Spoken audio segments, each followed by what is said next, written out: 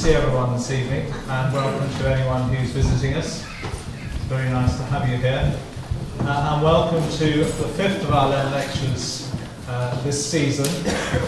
And it's, I hope, going to be one of the best, because we have Andrew, who is all poised to give you a lecture. But before he's allowed to do that, I'm afraid I'm going to give you a short introduction to the Book of Psalms. Among the papers that you've been given, you'll find one which is headed An Introduction to the Book of Psalms, also known as the Psalter, and that will avoid me having to say very much in my introduction. It means that we'll be able to get on with the more interesting part of the evening very quickly. We'll come to a couple of the other sheets in a moment.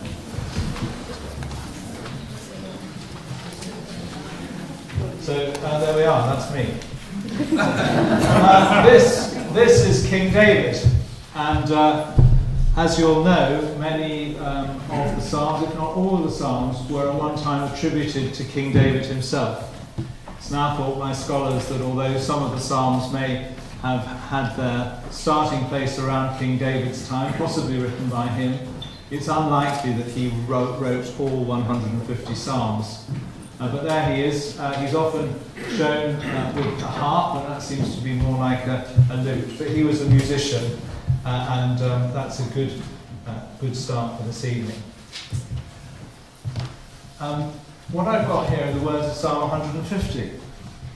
I'm going to play you a recording of Psalm 150 in a moment, but a recording such as you've probably never heard before. This is a reconstruction of how a psalm might have sounded when it was being sung in the Jewish temple. So it's going to be sung in Hebrew, and there you are, you can follow that if you like. What is interesting, if you know Psalm, well, you saw the words to heart, Psalm 150, praise the Lord. What you can see along here is at the beginning of each line is basically the word hallelujah, praise the Lord, and that comes up a lot. I thought I'd be soft on you though, and rather than leaving you the Hebrew up, I'd show you this picture, which is a picture of a window by Marc Chagall in Chichester Cathedral on the theme of Psalm 150. Chagall was a Jew, but interestingly he did design and make glass windows in a number of churches in this country and elsewhere.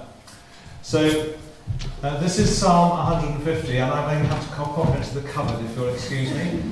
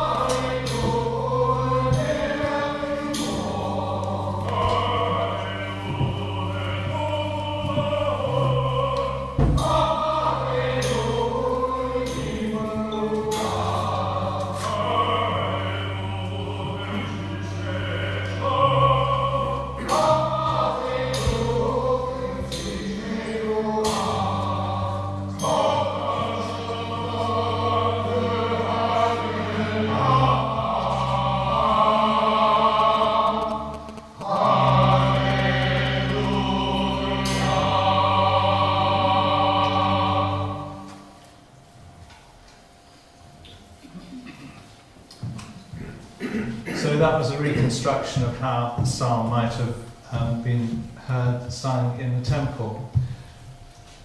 There's King David again, out of that window, riding on a donkey.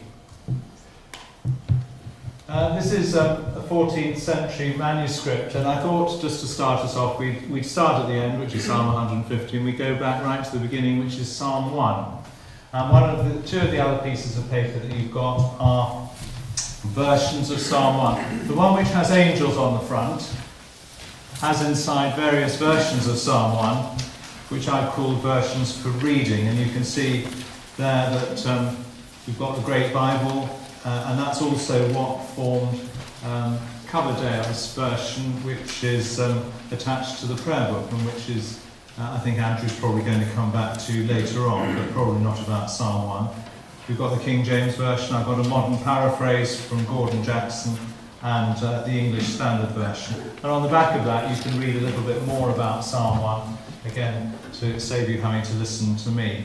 The other sheet is headed Versions for Singing, and there you can see that there are a number of metrical versions of the Psalms. Once the Bible and the Bible texts were available in English, people realised that it was going to be difficult to sing them easily, and so they were put into verse form with rhyming poetry and various versions of them. Probably the most famous is the Scottish Psalter, but you can see there are various other versions of it there. What's interesting about Archbishop Parker's Psalter, which is on the second page, is that Thomas Tallis was asked to write some tunes to go with this Psalter, and he wrote some music that you may be very familiar with. And what I've got here is a recording of the first two verses of Psalm 1 with music by Thomas Tallis.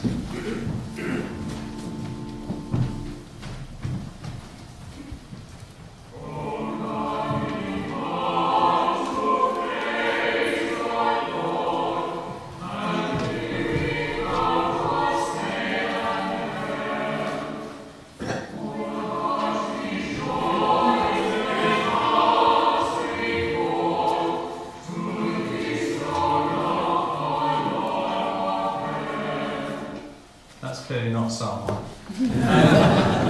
But you heard there one of the Tallis tunes, which may be particularly familiar to you. How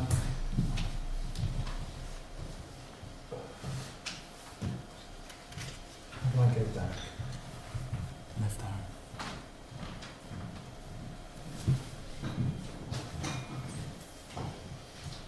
Oh well. You'll have to. I was just going to show you a little picture which showed you from the bottom of that 14th century manuscript, a lovely little picture of David and Goliath, which was a form of decoration. It has no relevance directly to the Psalms, but it was just a nice picture. But the technology is beating me today. Fortunately, I think Andrew is not relying on the technology, so he's going to carry on from now, and he's going to. I think perhaps pick up slightly before the Reformation, which brought the Bible in English. So there's a little bit of overlap, but he's going to carry on. Andrew, here we are.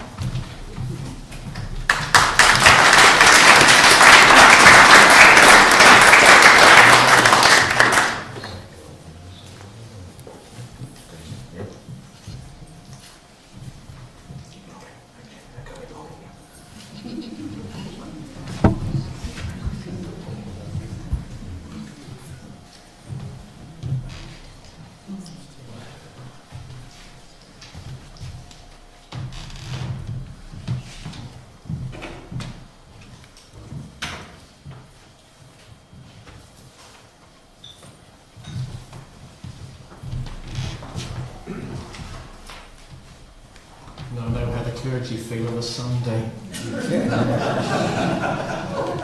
Not quite sure where this leads, but there's a smell of burning. Don't worry. I thought we'd start with a bit of poetry, actually. Thank you, John, very much indeed for that introduction. Very informative, very interesting. Thank you very much indeed. It's lovely. Start with a bit of poetry, shall we? What do you expect, culture?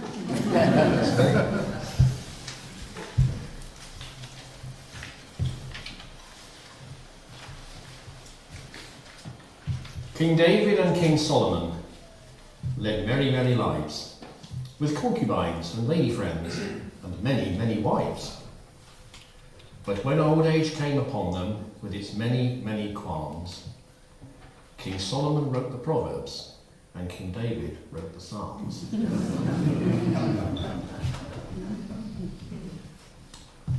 Although known as the Psalms of David, I think it's, from what I've been able to find out, I think it's about 73 of the 150 Psalms are attributed to David, an extremely prolific poet and musician.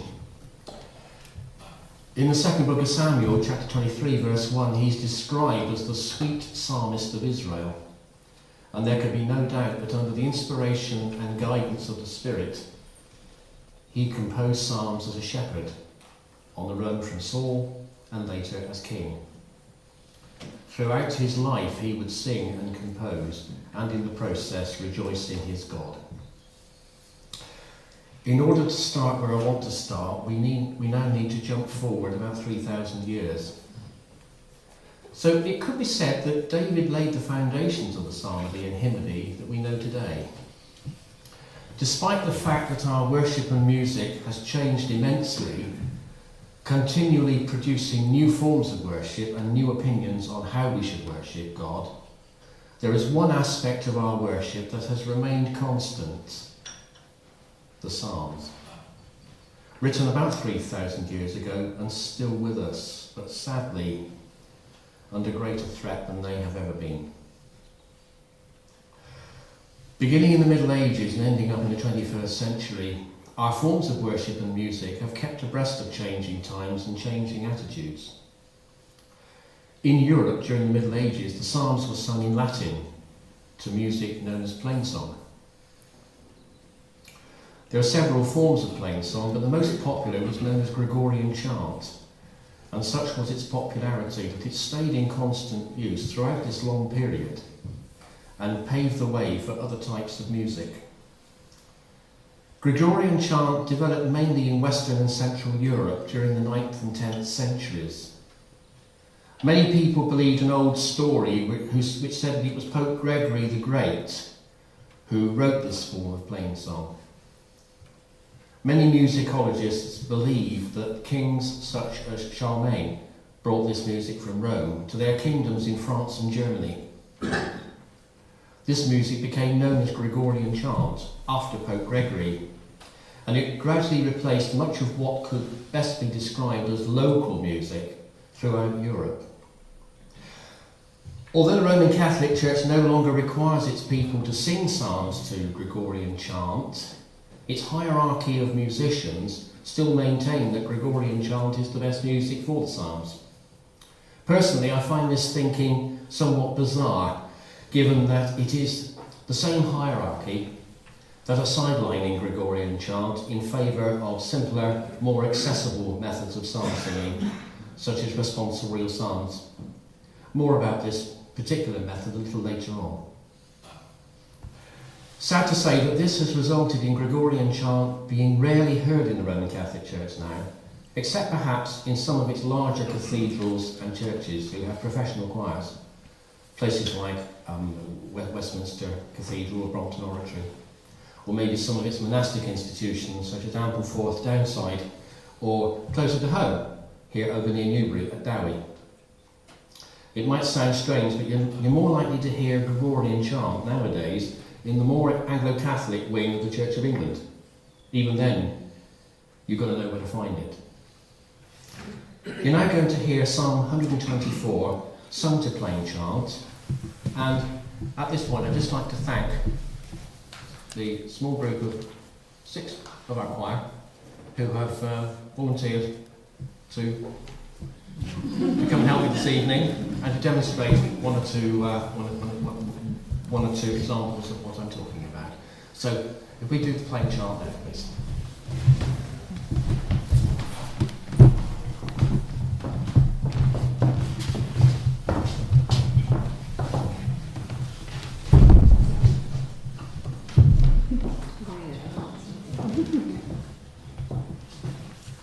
This is Psalm 124.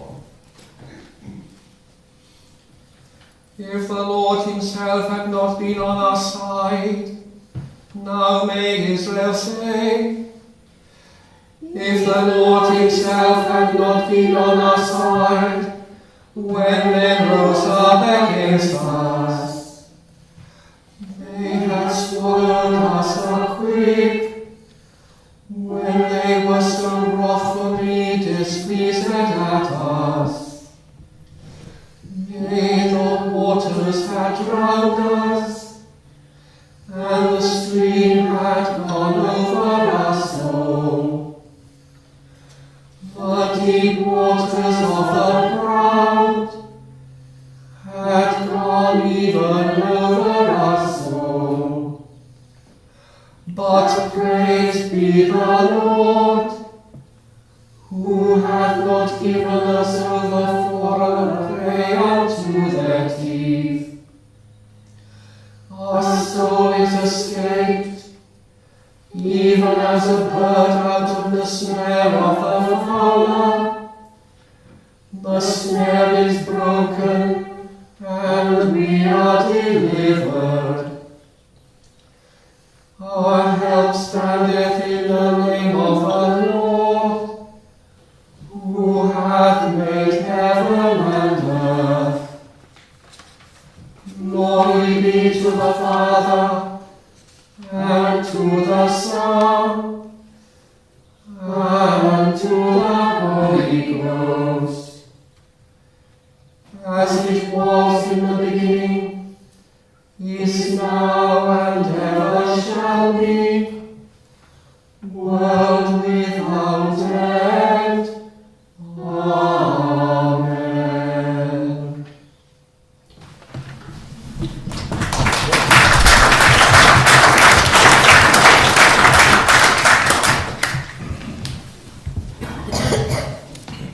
So, Christians have been singing psalms since the earliest days of the church. Until fairly recently, many people believed that the Jewish songs called the Psalms, which are common to both Jewish and Christian traditions, were an important part of early Christian music and prayer. Students of the history of religious music no longer believe this, because many early Christian songs were not from the Psalms, and Jews did not sing psalms for many centuries after their most important holy place, the Second Temple, was destroyed in the year 70. I've got 2 question marks after the year 70. I think that's around about when it was. Is that right, John? Yes. However, some parts of Jewish music and prayer somehow ended up later in Gregorian chant. The organised order of prayers called canonical hours come from a Jewish tradition. The words Amen and Alleluia, as John was saying earlier, are from the Hebrew, and the prayer Sanctus, Sanctus, Sanctus, which means holy, holy, holy, comes from the Jewish prayer Kadosh, Kadosh, Kadosh. It goes to show how much we have in common with the Jewish tradition. Also, it highlights how ancient the roots of our music traditions are. However, these days, we're more likely to hear the Psalms sung to Anglican chant, as is our custom here at St. James. Anglican chant is a method of singing unmetrical texts, such as prose translations of the Psalms, canticles, or similar biblical texts, by matching the natural speech rhythm of the words in each verse to a short piece of metrical music. Anglican chant was developed in England at the time of the Reformation and appears to be an adaptation of the plain chant method, and by the 18th century it was well established. The earliest known examples are single chants, and that's chants written to cover just one verse of the text, and some of these date from the latter part of the 16th century, many written by Thomas Tallis and his contemporaries. So it seems likely that Anglican chant was devised by them to provide suitable musical settings for the English language version of the Psalter, translated by Miles Coverdale, as published in the then New Book of Common Prayer. Anglican chant is a system of singing the psalms and canticles in our services. It's different from other singing forms because its tunes are not written for any particular set of words. In hymn singing, for example, the tunes are often written for one particular hymn, and are suited only for that hymn, and a few others that have an identical verse structure. Psalms and canticles have irregular structures, and each verse has a different number of syllables. One approach to singing them is to use paraphrases, which are versions of the Psalms adapted into regular verses to fit regular hymn-like tunes. This is the approach favoured by Presbyterianism and other denominations within the more extreme Protestant wing of the wider church. However, I'll be talking about this method of psalmody and one or two others in detail a little later. Anglican chanting allows any normal chant to be used to sing any psalm or canticle. Unlike a paraphrased setting, the rhythms used are as close as possible to normal speech rhythm. Most of the chants we use are called double chants, which contain 7 and covers one verse. In Anglican chant, the majority are in 4-part harmony for sopranos, altos, tenors and basses. On reaching the end of the chant, it is quite simply repeated until the psalm or canticle is finished. Each note in the bar is held for a variable length of time to suit the sense of the words. Psalms and canticles are annotated to assist in what's known as the mapping of syllables to match the bars in the chant. The annotations on the mapping they represent are known as pointing. Pointing enables the choir to chant together and to enhance the meaning of the words. However, it's sometimes tricky to get it absolutely right and can be an obstacle to full participation in the psalms and canticles by the congregation. It's not normal practice for the congregation to have the music for the chants, and until the introduction of some later, more concise service books, such as the Green Books used at Matins and Evensong here at St James, the congregation's prayer books did not even show the pointing marks. Our Matins and Evensong congregations here are to be congratulated on their psalm singing skills, accumulated over many years. Particularly our very own Matins Mafia, who regularly sing psalms and canticles so well without the assistance of a choir. A few minutes ago I mentioned the name Miles Coverdale. You may or may not have heard of Coverdale, but it is to this comparatively unknown gentleman that we owe a huge debt of gratitude, not least for his major contribution to our wonderful heritage of psalms. It was indeed his psalter that contained the translations of the psalms that we sing today at Matins and Evensong and on some other occasions, not only here at St James, but in cathedrals and churches throughout the Anglican Communion. Before we get to his translation of the psalms, we need to look a bit at Coverdale's background and the development of the Bible in which they were contained. I think when we get a bit further on, I think you'll see why. Coverdale was born in Yorkshire in 1487. He studied at Cambridge, where he became an Augustinian friar and was ordained priest at Norwich in about 1514. Although very little information survives about his early life, we do know that he lived in very exciting times. So it was inevitable that this quiet and rather saintly young man would be stimulated by the Protestant ideas in the air at Cambridge at that time, and drawn into the great theological controversies of the day. Sometime after 1520, Coverdale attracted the attention of Thomas Cromwell, first Earl of Essex, and soon began to enjoy Cromwell's powerful friendship and patronage.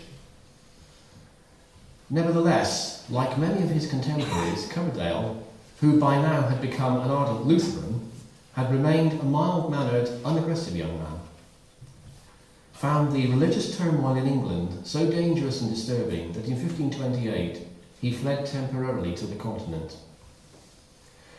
He travelled about, met some of the leading Protestant figures in Germany and elsewhere, and zealously studied the scriptures.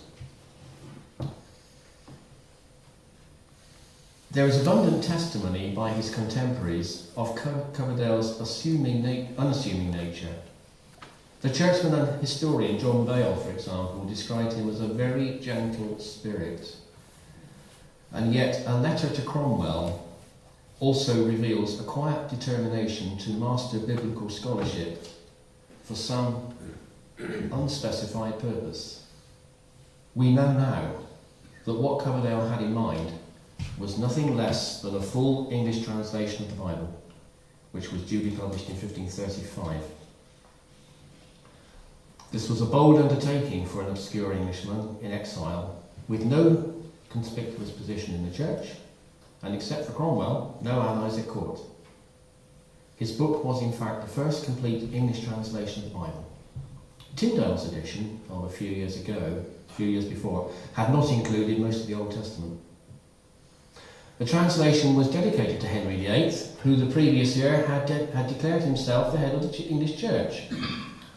And Cromwell presented a copy to the king, though the book never received tacit royal approval, and Coverdale's publisher wasn't allowed to print even a formal license on the title page, despite the translation being traditional, uncontroversial, and attractive from a literary point of view. The need for a satisfactory vernacular Bible in England produced yet another version 2 years later, the so-called Matthew Bible, which attempted to combine the works of Tyndale and Coverdale. And this in turn led to the most ambitious English translation of the century, the Great Bible of 1539, with 6 further editions during 1540, 1541, commissioned by Cromwell and produced under the supervision of Coverdale. A massive folio version which was placed by royal decree in every parish church in the land. I wonder if Olive has still got ours up in the archive room. The Great Bible fell from grace a few years later, and many copies were destroyed during the reign of Mary, though after the accession of Elizabeth I, it was again reprinted in 1561 and was the most published and influential version of the Scriptures in our language prior to the publication of the authorised version in 1611. Coverdale's later career was filled with danger and upheaval. He served briefly as Bishop of Exeter from 1551 to 1553, but was deposed by Queen Mary, imprisoned, and eventually allowed to leave England again. Though he returned after Mary's death, he was never again to hold high office in the English Church, and he died in comparative obscurity in 1569 at the age of 81. His achievements as a translator have been largely overshadowed by those of his predecessor Tyndale, but almost by an accident of history, one very important section of Coverdale's Old Testament, the Hebrew Psalter, which owed nothing to Tyndale, who would die before he was able to translate it, is still a living spiritual and literary force in our world today. When the Book of Common Prayer was first introduced in 1549, the officially approved version of the Scriptures was from the Great Bible, and the prayer book contained the emphatic instruction that the Psalter should be read through once a month as a normal part of morning and evening prayer. The Psalter, which by law had to be recited 12 times a year in every parish, was not initially printed within the covers of the new prayer book, although publishers almost at once began to produce editions of the psalm in the same style and size as the prayer book. Yet when it was incorporated in the 1662 revision of the Book of Common Prayer, it was Coverdale's Psalter, whose stately rhythms were by now so familiar to English congregations and choirs, that was selected, even though all other biblical passages were revised to correspond to the authorised version. Coverdale was a self-conscious artist, always seeking those stately rhythms which harmonise so well with Cranmer's timeless and magisterial prose in the Book of Common Prayer. Little wonder that musical settings of Coverdale's Psalms began to appear as soon as his first Bible was published, and that composers to this day continue to be drawn to his superb words. There's no doubt that Coverdale's vocabulary can sometimes sound a little archaic to us nowadays, but then, so does Shakespeare's. Yet the presence of this psalter in the English prayer book and other Anglican prayer books throughout the world has kept this brilliant and totally unsurpassed translation alive for more than 4.5 centuries. The theme of John's sermon on Sunday was Psalm 130. You're now going to hear this lovely Passiontide psalm sung to Anglican chant.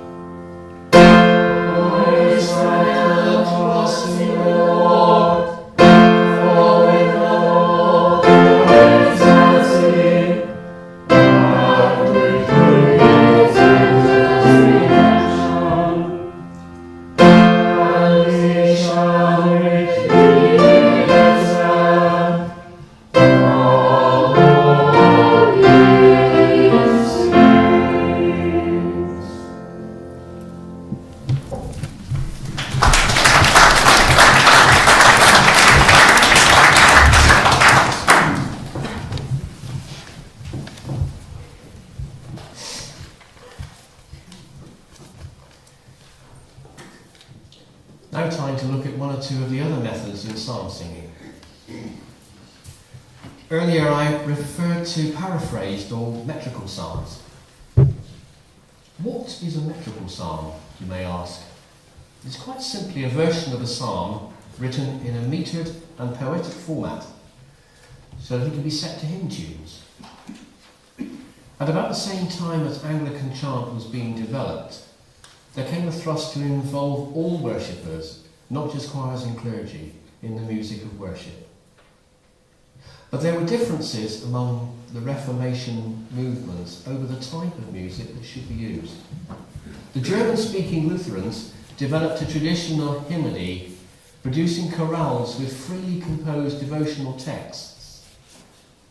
They also made greater use of instruments, especially the organ. French-speaking Calvinists of Geneva held an altogether strict view of what was acceptable in worship and limited their music to biblical psalms, New Testament hymns, and a few other portions of Scripture. Instruments were excluded in accordance with their emphasis on the responsibility of the congregation as a whole for the expression of worship, not trained professionals. But musical conventions had changed, and people were now familiar with secular music divided into bars instead of unmeasured chanting. To enable the congregation to join in the psalms, it was necessary to recast them into a singable metrical structure and to introduce rhyme. However, the Calvinistic emphasis on the authority of the Word of God rendered this practice somewhat problematic, for it required altering the biblical text. The stated goal became to produce singable psalmody whilst changing the words of the Bible as little as possible, although it has to be said that the best results were often obtained through more than a little alteration. The Genevan Psalter set a high standard for metrical psalters that were to follow in the Reformed churches of Holland, England and Scotland. Many of the tunes used in later editions, which include the Old Hundredth, are still in use. Psalmody as a form of congregational singing came to its greatest development in the English language. The Church of England was under heavy Reformed influence, leading eventually to what we know as the Puritan movement, with its emphasis on church government and worship according to New Testament psalms, and Anglican chant and metrical psalmody took the place of Gregorian or plain chant. Anglican chant, which I've already spoken about, wasn't popular with the more Protestant churches that had emerged from the Reformation because it suited more choirs than congregations. At the time of the Reformation, the Reformers wanted services to be conducted in the vernacular. They also insisted on hymns which could be understood and sung by the people. They also demanded that the new hymn should have a strictly scriptural basis, so they began to introduce the metrical versions of the psalm, where the psalms were given a rhyme and rhythm and verse structures, making them easy to sing and be understood. I referred to one of the finest examples just now when I mentioned the Old Hundredth, from the Genevan Psalter, composed by French composer Louis Bourgeois, who was one of the three main hymn tune writers of the Genevan Psalter, with words by Scots-born Bible translator William Keith. In 1562, John Day printed the Book of Psalms, with psalm texts translated by Thomas Sternhold, John Hopkins and a number of others. This Psalter used tunes from the English Psalter and from English sources. The Genevan Psalter and from English sources, including some ballads. Day's Psalter remained in use for 250 years and went through more than 600 editions. It was also known as Sternhold and Hopkins, after its main translators, and was later known as the Old Version, after Nahum Tate and Nicholas Brady brought out their new editions of the Psalms in 1696. The old version, however, established the standard patterns that were to dominate English psalmody. Each verse of the psalm were of 4 lines. You had common metre, where the pattern was 1 line of 8 syllables, 1 line of 6 syllables, followed by another line of 8 syllables, and a final line of 6 syllables. Got that? Then there was short metre. 2 lines of 6 syllables, followed by 1 line of 8 syllables, and another line of 6 syllables. Keeping up. Finally, there was the long metre. Don't worry, that was the easiest of all. It was just 4 lines containing 8 syllables per line.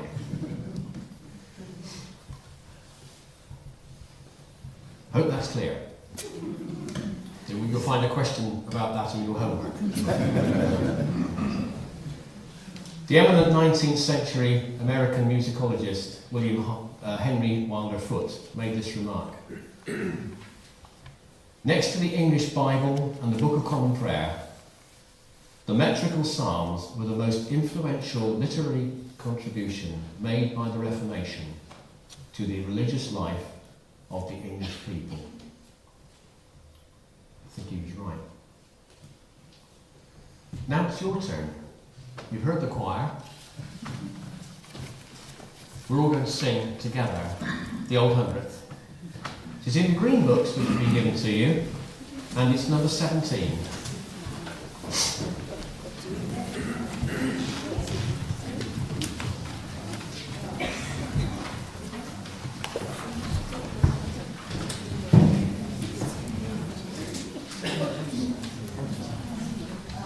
Got the stand, or you can sit if your posteriors are getting a bit numb, then you might like to stand up. But if they're not, don't worry.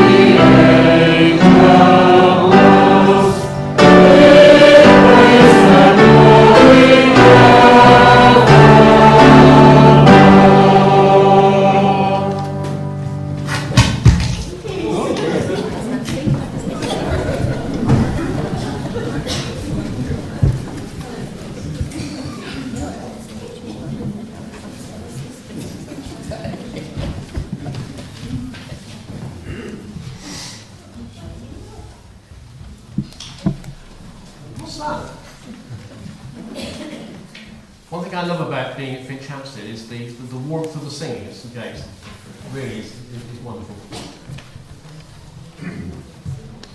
Another extremely significant contribution to the development of psalmody was by way of the Scottish Psalter.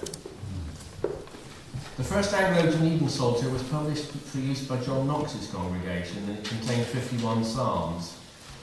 It became the parent of the first Scottish Psalter of 1564, which included a much more varied selection of metres than the English Psalter, round about 30 in all. I'm not going to go through the ins and outs of all 30. Opinions concerning the overall quality of the poetry are varied. Most literary critics do not give it very high marks. Musicologists and hymnologists are, however, more enthusiastic, the reason being the richness of the music contained within it. Most of the tunes come from the musically rich Anglo-Genevan Psalter or its French counterpart. The last edition of the 1564 Psalter with music was published in 1635. The lack of musical culture contributed to a significant decline in singing and contributed to the movement to produce a new psalter. This was referred to as the Scottish Psalter of 1650 because the General Assembly of the Church of Scotland approved the text of it in 1650. And this psalter has been in continuous use since the initial publication and has remained largely unaltered except for some modernised spelling from its original wording during all that time. The text was originally the work of Francis Rouse, who completed his text in about 1644. But before the text was finally approved for use in the Scottish Church, it was subjected to no less than 6 years of scrutiny and revision by two different groups of highly learned and devout leaders of the Church. Literally every single word and phrase was carefully weighed for faithfulness to the original Hebrew texts. The work that resulted from these revisions contained only a very small part of Rouse's original text. Instead, what emerged was a composite work of the review committee, plus lines taken from several other psalters in circulation at the time. And we moan about wheels turning slowly in the Church of England, don't we? Perhaps the most famous metrical translation of a psalm is contained in the Scottish Psalter. It's also arguably the most famous psalm of all, a psalm which many people can recite off by heart, as well as they can recite the Lord's Prayer, even if they're not particularly religious. Would I be talking about Psalm 23, you think? Mm. Begins, "The Lord's my shepherd, I shall not want." It's unclear which tune in the Anglo-Genevan Psalter this would have been sung to. Whichever it was, it would have been in common metre. Perhaps this metrical psalm's most famous and best-loved tune is a much later composition, and I think this highlights the continuous evolution and development that has taken place over the years. The tune is named Crimond, and is one of two with Scottish roots that are associated with this psalm, the other being Brother James's air. This was composed by James Leith Macbeth Bain. What did I go? You know you want me to. James Leith Macbeth Bain, who was a healer, poet and mystic, born in Scotland in 1840 and known simply as Brother James. This tune was first published in 1915.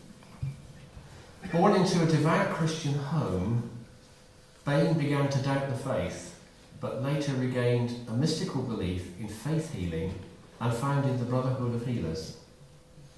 He and his fellow healers often sang to their patients during healing sessions. In the latter years of his life, he worked among the poor in the slums of Liverpool, and it was there that he died in 1925. The tune Crimond first appeared in a publication called the Northern Psalter and accompanied the hymn "I am the way, the truth, the life." This tune is sometimes credited to one David Grant, an amateur musician. However, it's claimed that Grant was not the composer, but was simply in receipt of the music to help harmonise it for the true composer, Jesse Irving. A later 1929 edition of the Scottish Psalter credits Irving as being the composer, although this is still disputed by many. Jessie Seymour Irving was the daughter of the minister who served at Donator, Peterhead, and Crimond, the town, and it is this place that she named the tune after. Can we now sing "The Lord's My Shepherd" together? The tune Crimond does get used a lot. It's a bit hackneyed. I have played it 5 times today. It gets used a lot of use. So for a change, let's use Brother James's air. It's in the Green Book and it's number 490, and it's the second version. The difference being that the last 2 lines are repeated. For those of you who are not sure of it, I'll play it all the way through.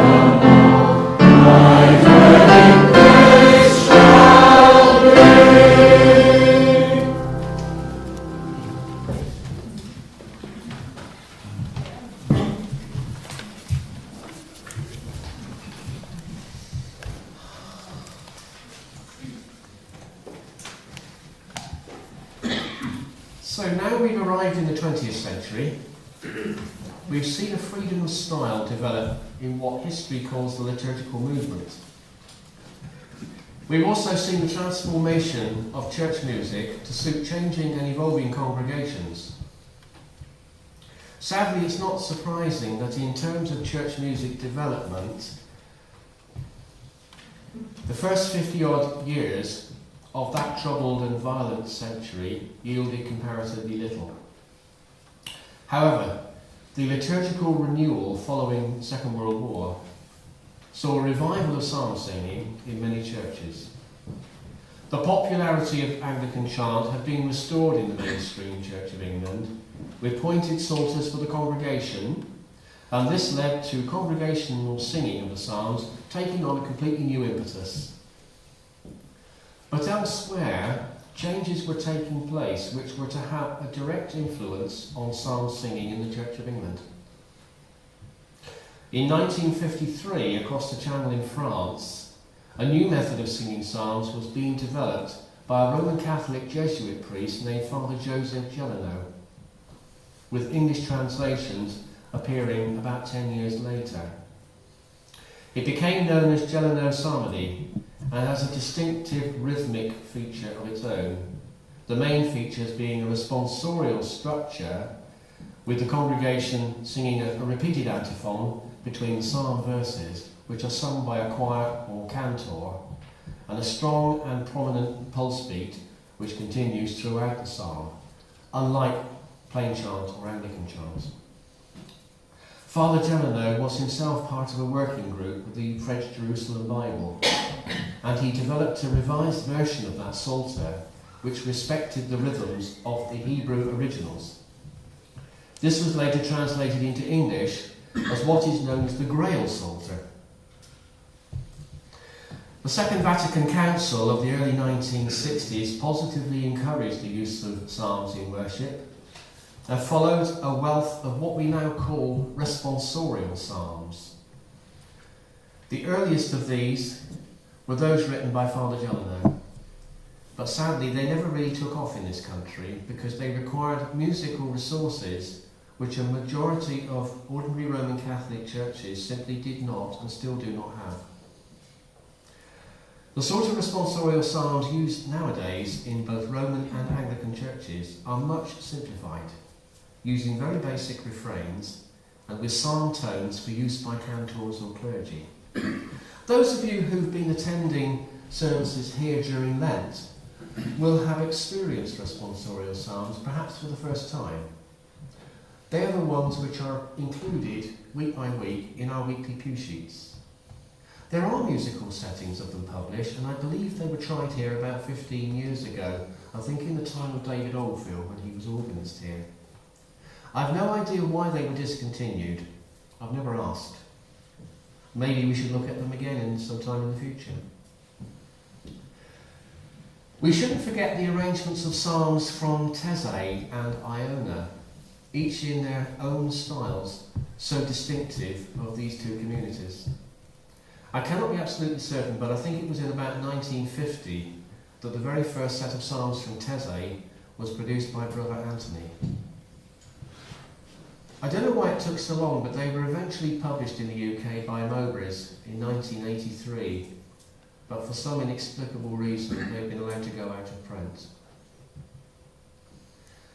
The Charismatic Revival also brought about a huge surge of new Christian music. During the 1960s and 1970s, psalm singing to new translation and music was common in many churches. Is there anybody here who remembers a wonderful book called Psalm Praise? It was aimed at the more evangelical churches, and it contained some wonderful new metrical translations of the psalms, set to mainly new tunes, but a few older ones, and a few pop songs. Sadly, this publication was to become something of a period piece, and most of its contents have disappeared into the mist of time, with one or two exceptions. Perhaps the most famous being Richard Bugh's translation of Psalm 46, God is our strength and refuge, set to the music of Eric Coates' band Dam Busters. We're going to sing that in a few minutes. It's not the original tune. Sadly, it was I think the original tune for this one in Psalm Praise was probably by Michael Bourne. I think it was Michael Bourne, the Bishop of Chester, one-time Bishop of Chester. Michael Bourne and Timothy Dudley Smith were a particularly formidable partnership, Dudley Smith being Bishop of Thetford. And one that comes to mind immediately, Tell Out My Soul, is one of theirs. Yeah. So, what are the Psalms today? Here at St James in 2011. Do they still have a place in our worship? That's weird to hear somebody say that. As we find ourselves 11 years into the third millennium of the Christian era. Coverdale Psalter, still loved by so many, does at last seem to be in danger of slipping into what I heard someone describe recently as a museum of celebrated but forgotten historical texts. With so many churches, including some not a million miles from here, being hell-bent on continuing their out with the old policy of liturgical house clearance, this is hardly surprising. And I'd like to think that this would not happen here. And it's my hope and prayer that it never will. I believe passionately that at St James we've got the right idea, and that one of our greatest strengths is our diversity, not least in our music. New Christian music is being written all the time. Some good, some not so good. We need to introduce the best of the new music available to us. For example, Stuart Townend's stunning and popular version of The Lord's My Shepherd, which has already earned its place in the musical repertoire at St James, many other churches. I don't know whether you used it at St Mary and St John's. You may. I'll let you have the music sometime. Yeah. Bring it down and share it with us. Oh, glad to. That being so, it doesn't mean that we should turn our backs on the more traditional methods of psalm singing. That would be nothing short of throwing the baby out with the holy bathwater. And I feel that we do that at our peril. I really do. Our policy of using the best of the old alongside the best of the new could just make a positive contribution towards ensuring that our rich and varied heritage of psalmody will be here in years to come for future generations to enjoy.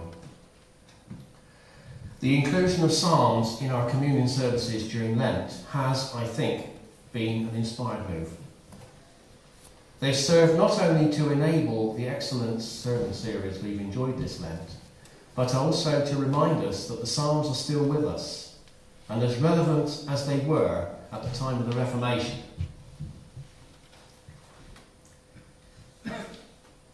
Here's a challenge to St James's. Dare I venture to suggest that perhaps a revival of Psalms at our principal services would not be so inappropriate. The responsorial psalms are printed Sunday by Sunday in our pew sheets, and we've got the music for them already, together with access to psalm music from more contemporary and charismatic composers, some of which is included in our new hymn book. Also, we shouldn't forget the new Common Worship Psalter, which is pointed for Anglican chants.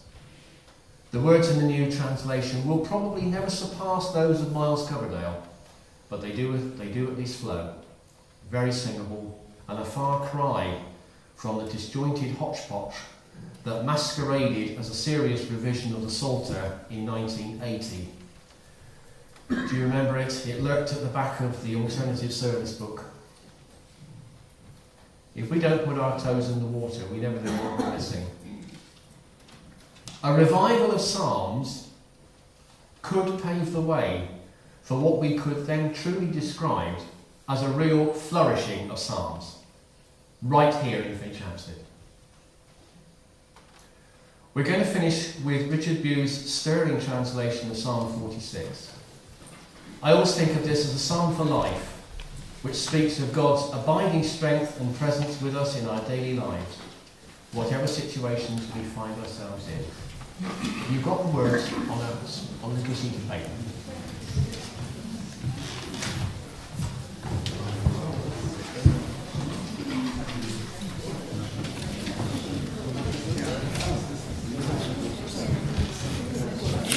As probably most of you know, that I am, although a traditionalist, I am also viewed with a little bit of suspicion because of my love of contemporary music in the church. And I would ask you to restrain yourselves during this. I love action songs, but I don't want any action songs.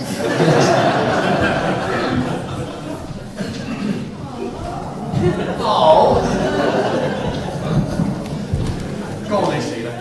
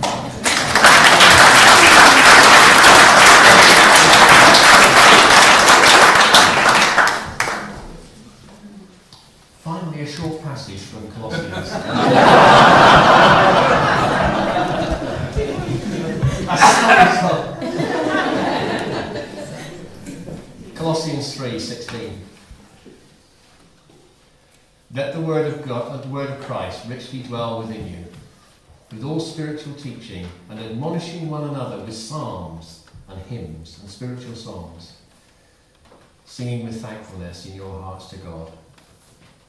Keep singing. Thank you for listening.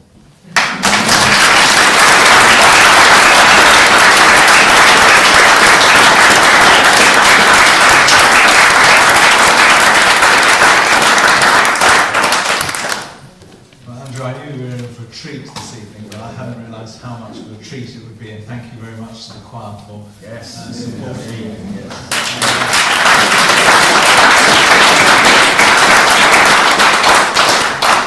It may well be hundreds of years since plain song was sung at this church. But thank you for so much preparation that obviously went into that. Thank you for the thoughtful way in which you've given us so many different aspects of the Psalter. I don't know whether you'd be prepared to answer any questions. You can try. Yeah. Not to do with Psalms, but which modern contemporary artists in Christian music would you, other than the guy you mentioned, that you would like or interested in? Stuart Townend, Matt Redman, Chris Tomlin, he's American. There's another guy called Tim Hughes, is very popular. Heard of him, yeah. Don't know much about his music, though. What the latest? Have you? Go for it. Yeah, there's some character stuff on there. Yeah. Could be adapted. Very nice. Yeah. I believe that there's, I think most of you know that my thoughts are that there's room for everything.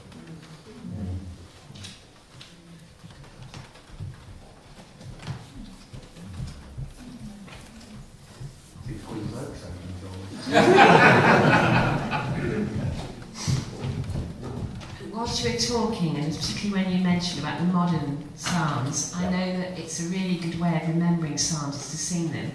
And I remember hearing, showing my age, By the Rivers of Babylon by Bosley. Yeah. And I can remember that psalm off by heart, so I think you'll agree. It helps, doesn't it? Yeah.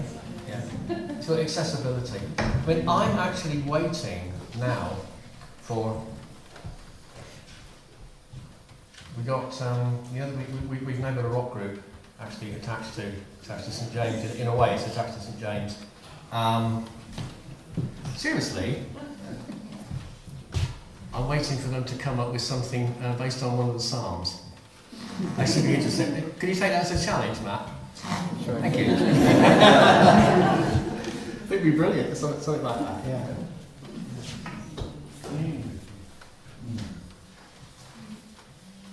Any other questions? Well, Andrew, it looks as though you're allowed to go home now. Thank you very much for all of this and for putting it all together. Thank you for the final challenge. I'm sure we'll reflect on that. And we could. I'll tell you what. We'll take a vote. Who would like to have more psalms in our services? And who would like to have the same or less? This is probably self-selecting. Self-selecting. If you come to use Psalm letters, you have to. Yes, well, there is that, isn't there? Yes, if you want to hear to be sure that you will get some psalms, come to Evensong or Matins. But we could certainly reflect on whether we might use them more at the other services. That's my main worry, John. Yeah. As you know, this is the last of our Lent Lecture series for this year. The standard has been extraordinarily high, and this has been no exception. I would ask you, before you leave this evening, if you would kindly fill in the feedback form that you've been given, which covers the whole series. Fill it in even if you've only gone to one of them. If you haven't been given one, perhaps you put your hand up, and then the lady with the feedback forms will attend on you.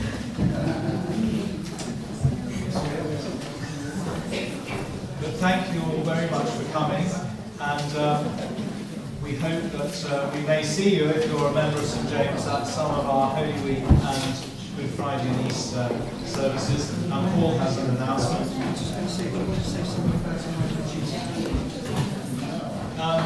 Well, Paul suggested I just On Monday, Tuesday and Wednesday of next week, we're doing a series of face-to-face with Jesus, which is a format of Bible study, of engaging with the Scriptures, and particularly we'll be looking at what happened to Jesus during the first Holy Week. So that's Monday and Tuesday and Wednesday evenings here at 8 o'clock till 9:30, and if anyone wants to stay for informal communion afterwards, that will be fine.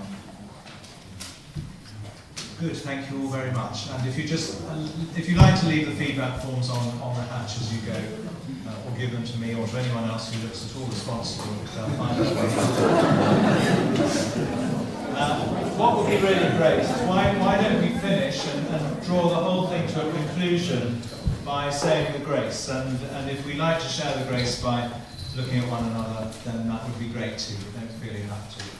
The grace of our Lord Jesus Christ, and the love of God,